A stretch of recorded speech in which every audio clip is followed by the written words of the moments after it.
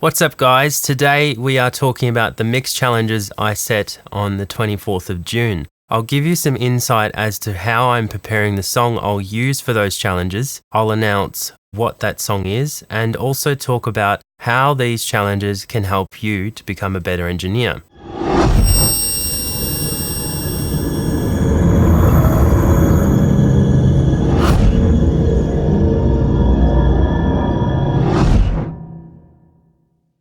There are 3 challenges, and I'm asking you to vote on which one you'd like to see played out first. At the time of making this video, we are looking like we are starting off with the harmonic distortion challenge. Patreon supporters automatically receive 2 votes instead of 1. When you sign up, you also receive access to extra content such as an hour-long masterclass on mixing drums using my personal template, where I break down my approach to drum processing and explain my philosophy behind everything. The song I have chosen is, drumroll please,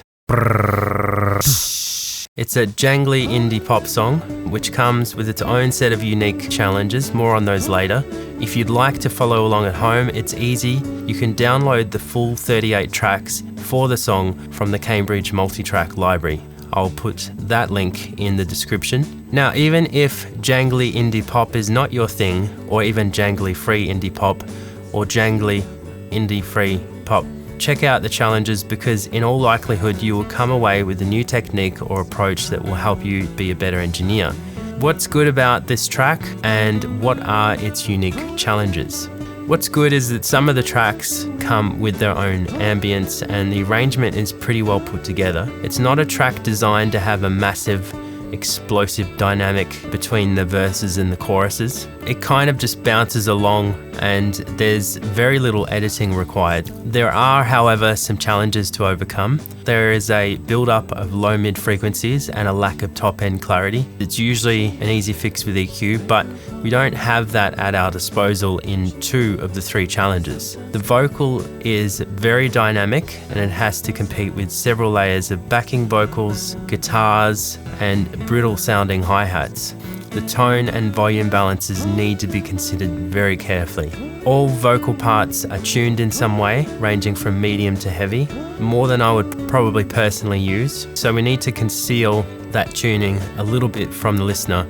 The drums are programmed, and the good thing is that there is no bleed between parts. The bad thing is that there is no bleed between anything. No drum overhead track was provided, which typically gives us the overall balance and some helpful bleed. The drums lack cohesion without track bleed. The snare, in my opinion, also needs to ring out a bit longer and the kick needs some extra weight. Here's how I decided to prepare the song for mixing. Once I imported the tracks, I set the session tempo, I grouped and I colored similar tracks together, such as drums, guitars, backing vocals, lead vocals, bass guitar, percussion, and sound effects. Groups with greater than 2 tracks get their own dedicated VCA, so I maintain individual control of track faders, solo and mute. I can also trim, solo and mute the group as a whole during mixing whilst maintaining the internal group fader balances that I set. So, every track starts gain down by 10 decibels using clip gain so that I have room to process on the mix bus without clipping. I pre-balanced all the tracks using clip gain. You'll notice what I changed based on how far it shifted from -10 dB. The drums needed some artificial bleed, so what I did was I duplicated everything except the kick and the snare, with the duplicates panned opposite and delayed 10 milliseconds or more using the Haas effect technique. I also lowered the duplicate track volume to enhance the stereo effect and make sure that it doesn't then pull the parts back towards the center. You'll hear that it makes a huge difference in spite of the volume increase.